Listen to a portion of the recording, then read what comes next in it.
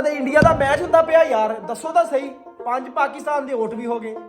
ਆਓ ਜ਼ਰਾ ਨਾਲ ਬਾਹਰ ਜਾ ਕੇ ਆਵਾਮ ਕੋ ਪੁੱਛਦੇ ਆ ਮੈਚ ਇਹ ਕੌਣ ਜਿੱਤੇਗਾ। ਆ ਜਾਓ।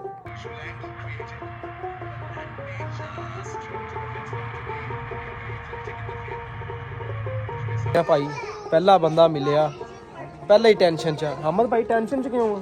ਉਹ ਯਾਰ ਟੈਨਸ਼ਨ ਹੋਣੀ ਆ, ਪਾਕਿਸਤਾਨ ਦੇ 5 ਬੰਦੇ ਆਊਟ ਹੋ ਗਏ ਆ ਤੇ ਬੜੇ ਆਪਣਾ ਤੋਂ ਮੈਚ ਵੀ ਇੰਡੀਆ ਨਾਲ ਹੈ, ਮੈਚ ਇੰਡੀਆ ਨਾਲ ਇਹਨਾਂ ਨੇ ਜਲੀਲ ਕੀਤੇ ਪਏ ਆ।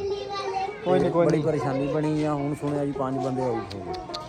ਮੈਚ ਨਹੀਂ ਦੇਖਿਆ, ਸੁਣਿਆ ਸਿਰਫ। ਬੰਦਾ ਹਾਂ ਕਿਆ ਇਤਬਾਰ ਕਰੇ ਬੰਦਾ, ਇਹਨਾਂ ਤੋਂ ਦੱਸੋ। ਟੈਨਸ਼ਨ ਚ ਯਾਰ ਪਾਕਿਸਤਾਨ ਹਾਰਦਾ ਪਿਆ, ਮੈਂ ਪਿੰਡ ਛੱਡ ਕੇ ਚੱਲ ਜਾਣਾ। ਨਹੀਂ ਨਹੀਂ ਇਨਸ਼ਾਅੱਲਾ ਜਿੱਤੂਗਾ। ਹਾਂ ਯਾਰ ਮੈਂ 5 ਆਊਟ ਹੋ ਗਏ ਮੈਨੂੰ ਵੀ ਪਤਾ, ਲੇਕਿਨ ਜਿੱਜੇਗਾ, ਟੈਨਸ਼ਨ ਨਾ ਲੈ।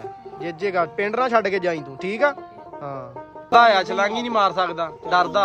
ਛਲਾਂਗ ਲੈ, ਡਰ ਰਿਹਾ ਕਿੱਥੇ ਡਰਦਾ? ਚੱਲ ਉਂਗਲੀ ਫੜ ਕੇ ਛਲਾਂਗ। ਉਹ ਤੇਰੀ ਖੈਰ ਆਂ ਦੇ ਹੱਥ ਬਈ। ਆਏ ਇੰਡੀਆ ਦਾ ਮੈਚ ਹੋ ਰਿਹਾ ਬਾਈ, ਕਿਹਨੇ ਜਿੱਤਣਾ? ਮੈਂ ਜਿੱਤਣਾ ਇਹ ਪਾਕਿਸਤਾਨ ਦਾ ਤੇ ਇੰਡੀਆ ਦਾ ਹੋ ਰਿਹਾ, ਤੁਹਾਡਾ ਹੋ ਰਿਹਾ, ਕਿਹਨੇ ਜਿੱਤਣਾ? ਹੋ ਰਿਹਾ ਜੀ। ਓਏ ਇੰਡੀਆ ਨੇ ਜਿੱਤਣਾ ਨਹੀਂ, ਪਾਕਿਸਤਾਨ ਨੇ। ਪਾਕਿਸਤਾਨ ਨੇ ਜਿੱਤਣਾ। ਅਸੀਂ ਇੰਡੀਆ ਦਾ ਜਿੱਤਣਾ। ਹਾਏ ਇੰਡੀਆ ਲਾਤਾ ਜੀ। ਚਾਚੇ ਨੇ ਵੀ ਟੈਮੋ ਟੈਮ ਬੱਠੇ ਪਾਤੇ। ਚਾਚਾ ਪਾਕਿਸਤਾਨ ਦਾ ਤੇ ਇੰਡੀਆ ਦਾ ਮੈਚ ਹੋ ਰਿਹਾ, ਕਿਹੜਾ ਜਿੱਤੇਗਾ?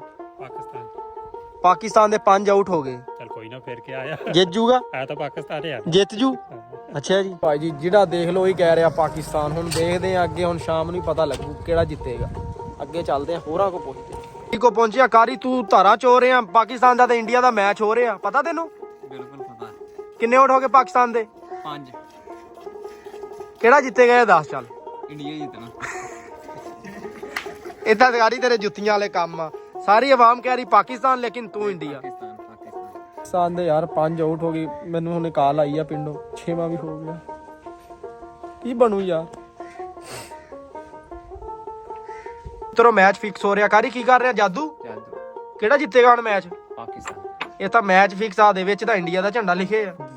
ਇੰਡੀਆ ਦਾ ਝੰਡਾ ਵਿੱਚ ਬਣਿਆ ਹੋਇਆ। ਮੈਚ ਫਿਕਸ ਕਾਰੀ ਨੇ ਕਰਤਾ ਵੀ, ਪੱਕਾ ਜਿੱਤਿਆ। ਲੋ ਇੰਡੀਆ ਹੁਣ।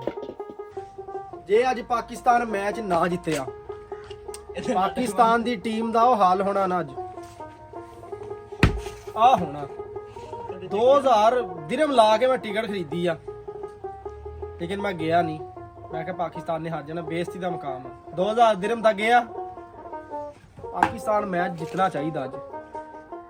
शेयर करो इन्नी पाकिस्तान की टीम तक वीडियो पहुंचा दो जरा। पाकिस्तान की टीम ने माशाल्लाह 242 रन मारे सिर्फ 10 ओवर। फिर पाकिस्तान का मैच बढ़ गया, इंडिया जीत गया।